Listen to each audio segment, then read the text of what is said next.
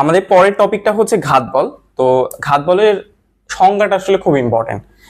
আমরা একবারে ডিরেক্ট যদি সংজ্ঞাতে আসি, দেখো কি বলা হয়েছে যে খুব অল্প সময়ের ব্যবধানে বা খুব অল্প সময়ের জন্য যদি বড় মানের বল প্রয়োগ করা হয়, সেক্ষেত্রে আমরা আসলে সেই প্রযুক্ত বলটাকে আমরা ঘাত বল বলি।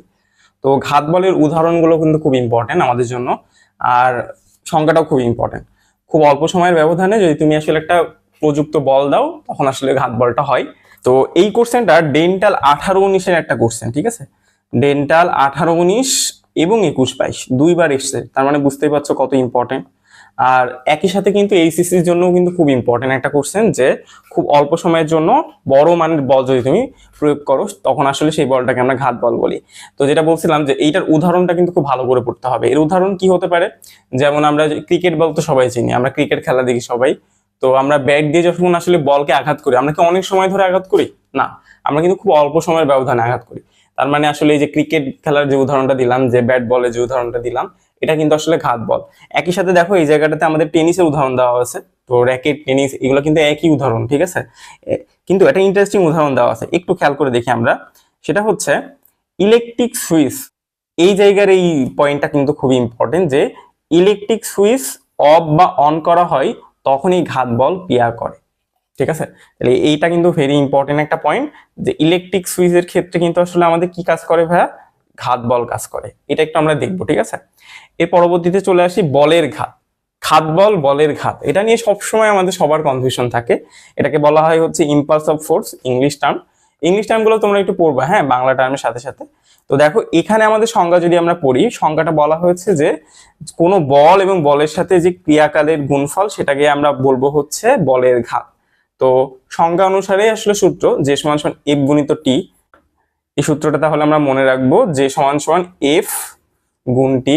তো এফ হচ্ছে আমাদের প্রযুক্ত বল, আর টি হচ্ছে সময় বা ক্রিয়াকাল যাই বলো। তো এখান থেকে সব থেকে ইম্পর্টেন্ট যে পয়েন্টটা, সেটা হচ্ছে এটাকে যদি তুমি ফার্দার ক্যালকুলেশন করো, তাহলে তুমি যে জিনিসটা দেখবা সেটা হচ্ছে ভরবেগের পরিবর্তনের সমান আর বলের ঘাত জিনিসটা কিন্তু একই জিনিস। তো এই জিনিসটাকে তোমাকে খুব ভালো মতো মনে রাখতে হবে, যে বলের ঘাত ভরবেগের পরিবর্তনের সমান। তার কারণটা হচ্ছে এই পয়েন্টটা থেকে কিন্তু আসলে অনেক এমসিকিউ হয়, তোমার ম্যাথমেটিক্যালি বলো বা থিওরিটিক্যালি বলো, এই জায়গা থেকে কিন্তু আসলে এমসিকিউ হয়, যে ভরবেগের পরিবর্তনটা বলের ঘাতের সমান, ঠিক আছে? তো এটাও ভেরি ভেরি ইম্পর্টেন্ট একটা এমসিকিউ তোমাদের জন্য। এবং আমি যে বলের ঘাতের কথা বললাম, এই বলের ঘাতের থেকেও কিন্তু আসলে একটা কোশ্চেন এসছে ডেন্টাল ইউনিভার্সিটিতে, ডেন্টাল মেডিকেল কলেজ, সরি।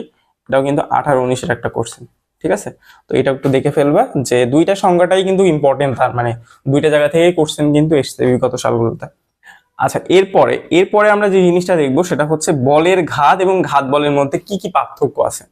আচ্ছা, এইটা মনে করো মাস্ট টু, এখান থেকে আসলে কোশ্চেন আসার সম্ভাবনা অনেক বেশি। এখান থেকে কি টাইপের কোশ্চেন আসে? এখান থেকে কোশ্চেন প্রথমত, হ্যাঁ, সংজ্ঞাতে একটা পার্থক্য আছে। একক মাত্রা, একক মাত্রাটা কিন্তু খুব ইম্পর্টেন্ট। এখান থেকে একক এবং মাত্রা আমাদের একটু কনফিউশন চলে আসে, যে ভাই এটা কি ঘাত বল নাকি বলের ঘাত, এই টাইপের কনফিউশন কিন্তু আমাদের চলে আসে। তো এখানে কনফিউশন হলে হবে না, একটু দেখো এখানে কি কি দেওয়া আছে ভাইয়া। এই জায়গাটাতে আমাদের বেশ কয়েকটা জিনিস পয়েন্ট দেওয়া আছে। একদম প্রথম পয়েন্টে যদি বলি, বলের ঘাত হলো বল এবং বলের ক্রিয়াকালের গুণফল, যেটা আমরা একটু আগে দেখলাম। কিন্তু ঘাত বল হচ্ছে বৃহৎ মানের অত্যন্ত ক্ষণস্থায়ী বল, তার মানে মানটা বড় কিন্তু ক্ষণস্থায়ী। তারপরে বলা হয়েছে ঘাত বল বলের ঘাত সৃষ্টি করে। এটা কিন্তু খুব ইন্টারেস্টিং পয়েন্ট, যে ঘাত বল বলের ঘাত সৃষ্টি করে। আচ্ছা, এই বল বেশি হলে বলের ঘাতও বৃদ্ধি পাবে। আচ্ছা, ঠিক আছে। আচ্ছা, তাই বলা হয় ঘাত বল হচ্ছে কারণ, আচ্ছা, আর বলের ঘাত হচ্ছে ফল। আচ্ছা, ফলাফল মা ফল যাই বলো না কেন।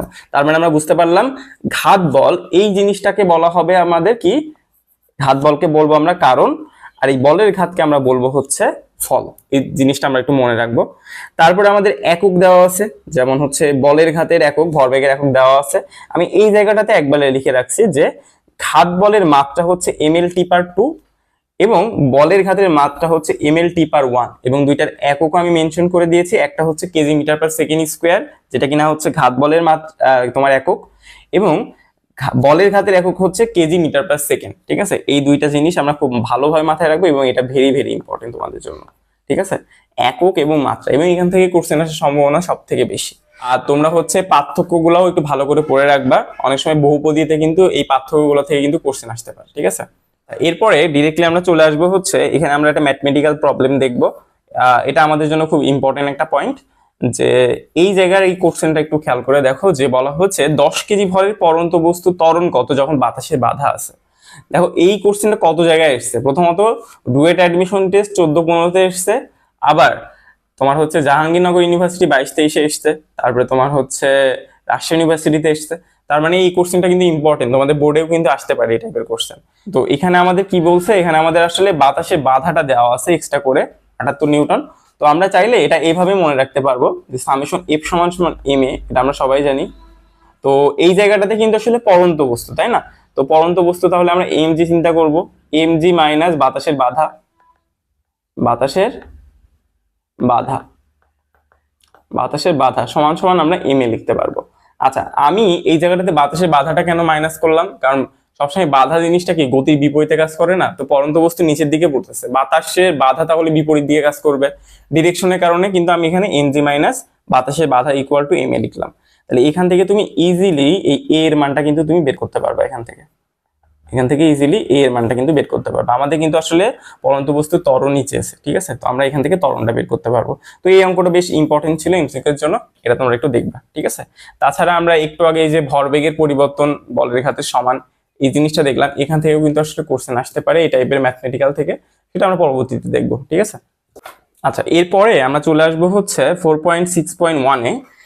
এখানে আমাদের নিউটনের গতিসূত্রগুলোর মধ্যে পারস্পরিক সম্পর্ক দেওয়া আছে। গতিসূত্রটা কিন্তু আমরা অলরেডি জেনে ফেলছি, 3টা সূত্রই।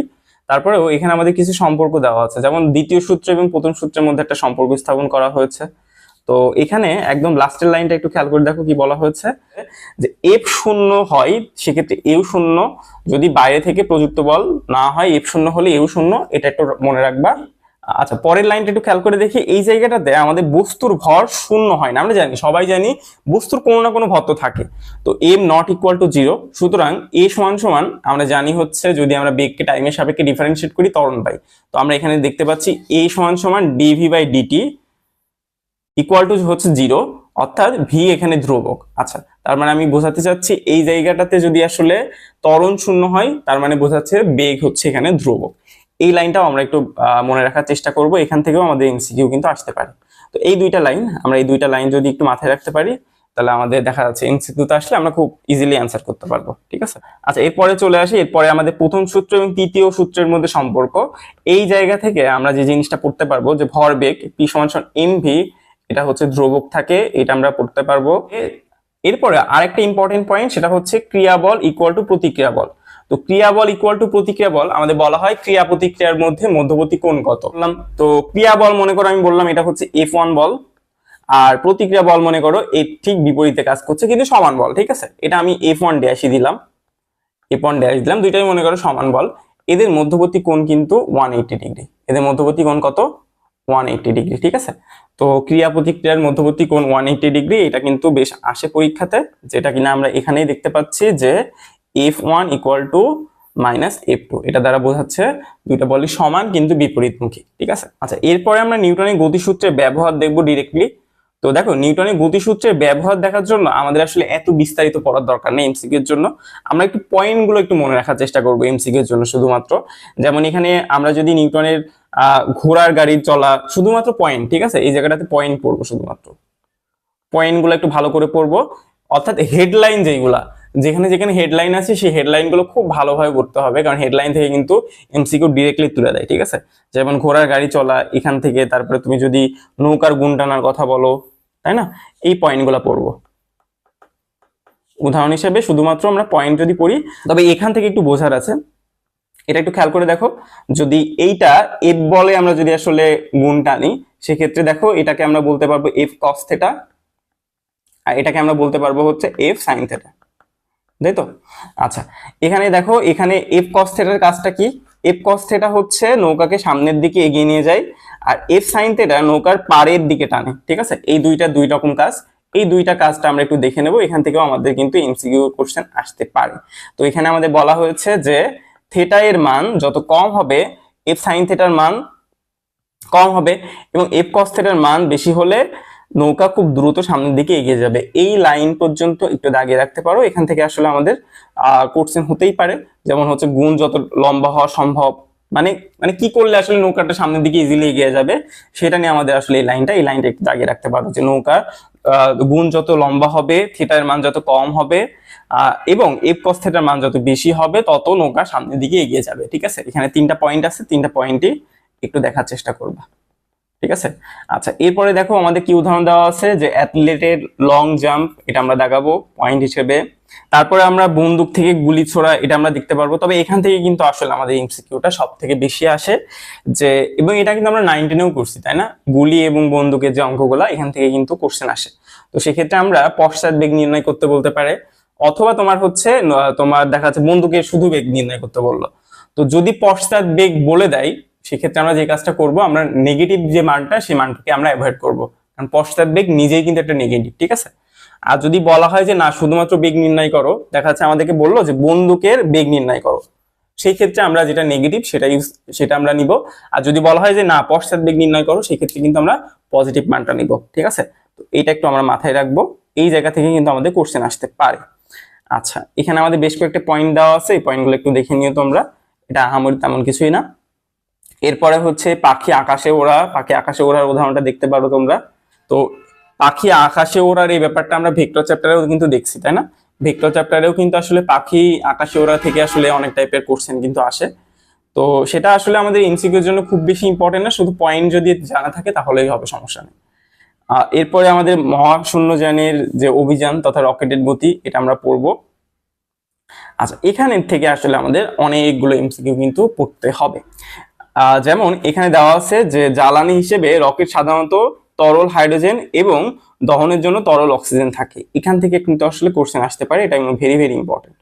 ঠিক আছে, যে জ্বালানি হিসেবে তরল হাইড্রোজেন ইউজ করা হয় এবং দহনের জন্য তরল অক্সিজেন ইউজ করা হয়। তো তরল হাইড্রোজেন কখন ইউজ করা হয়, তরল অক্সিজেন কখন ইউজ করা হয়, দুইটা জিনিস ভালো করে দেখবা। আচ্ছা, এরপরে আমাদের মুক্তিবেগটা দেখতে হবে, যে রকেটের সাহায্যে মুক্তিবেগ 11.2 কিলোমিটার পার সেকেন্ড, অর্থাৎ 1 সেকেন্ডে তোমাকে যদি 11.2 কিলোমিটার পাঠাতে পারো, এটা আমরা জানি এটা হচ্ছে পৃথিবীরও মুক্তিবেগ।